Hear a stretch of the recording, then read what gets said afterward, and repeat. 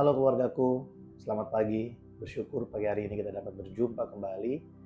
Pagi hari ini saya akan membagikan sesuatu bagi setiap kita.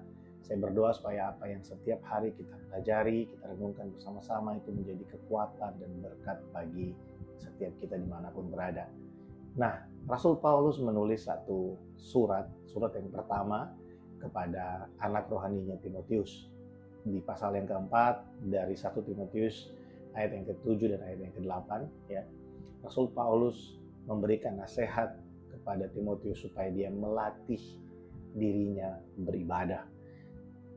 Dan di bagian pertama dari ayat 7 itu Rasul Paulus menulis seperti ini, tetapi jauhilah tahyul dan dongeng nenek-nenek tua, kemudian latihlah dirimu beribadah.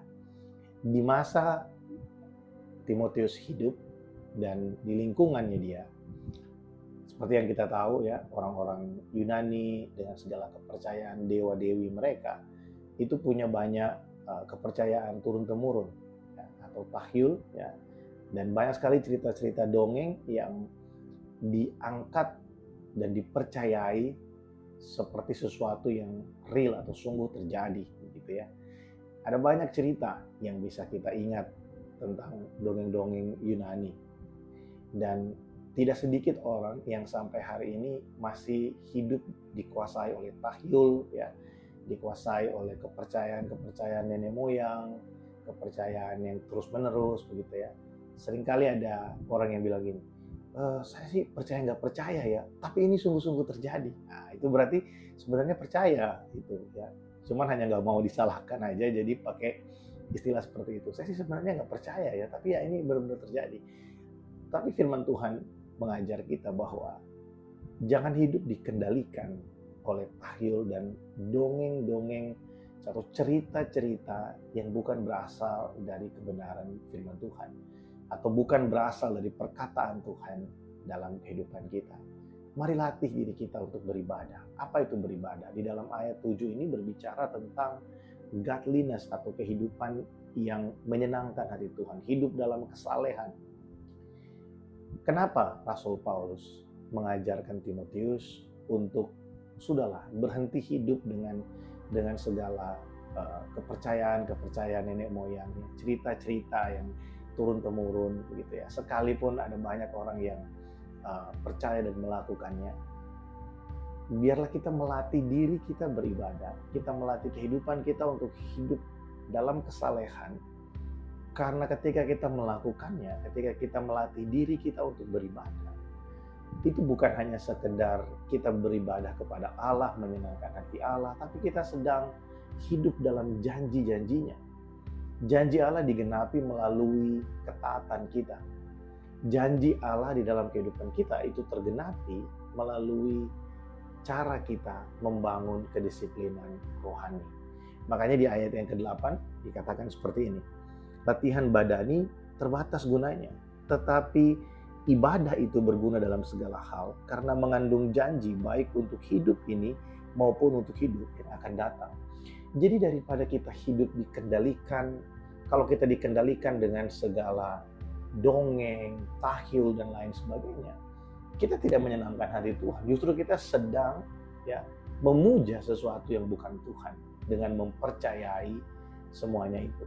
Tapi ketika kita melatih diri kita untuk hidup dalam kesalehan, kita melatih diri kita untuk rajin beribadah, kita melatih diri kita untuk taat kepada firman Tuhan, melakukan firman Tuhan, sebenarnya kita sedang hidup dalam janji-janji Allah yang akan kita nikmati bukan hanya nanti ketika kita berjumpa muka dengan Tuhan Yesus, tapi ketika kita ada di bumi kita dapat menikmatinya. Beribadah itu punya satu nilai yang khusus di dalam kehidupan orang percaya. Beribadah melatih diri kita untuk hidup dalam kesalehan, melatih diri kita untuk hidup dalam iman, itu punya nilai khusus dalam kehidupan kita.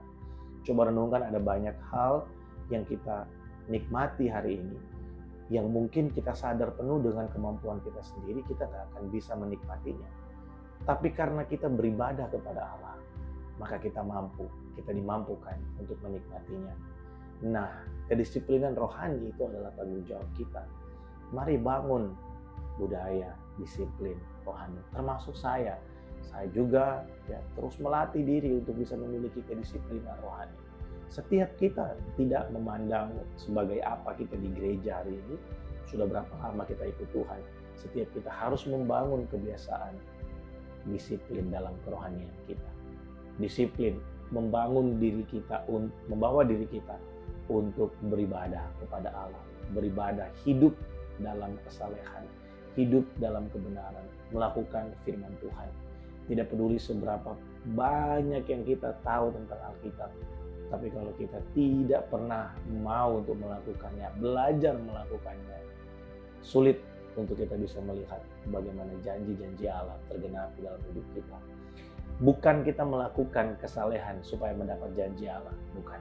Tapi karena Allah memang sudah menentukan bahwa semua janjinya itu akan terlaksana melalui ketaatan kita, melalui ibadah kita.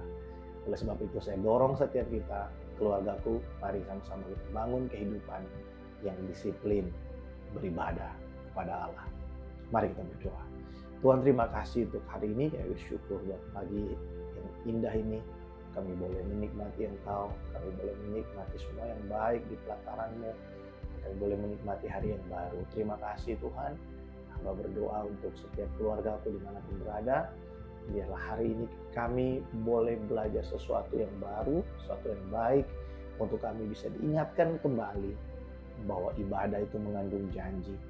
Supaya kami menikmati janji-janji-Mu dalam hidup kami. Supaya kami menikmati pemeliharaan. Supaya kami menikmati semua yang sudah Engkau firmankan. Yang menjadi bagian kami. Biarlah kami Tuhan membawa diri kami untuk beribadah kepada-Mu. Berikan kami kemampuan Roh Kudus. Tolong kami. Karena kami tahu Tuhan di tengah dunia yang sangat rapuh ini, sangat jahat ini. Ada banyak hal yang bisa membuat kami jauh dari Engkau. Namun biarlah firman-Mu pagi hari ini menyadarkan kami bahwa kami perlu dengan sengaja melatih diri kami untuk hidup dalam kekudusan, hidup dalam kesalehan di hadapan-Mu. Kami bersyukur untuk hari ini. Berkati setiap kami Tuhan. Dari Engkau lah datang semua yang baik dalam hidup kami. Kami bersyukur. Sungguh kami bersyukur. Di dalam nama Tuhan Yesus kami berdoa. Amin. Puji Tuhan. Selamat pagi keluargaku. Selamat beraktivitas. Tuhan Yesus memberkati setiap kita. Shalom.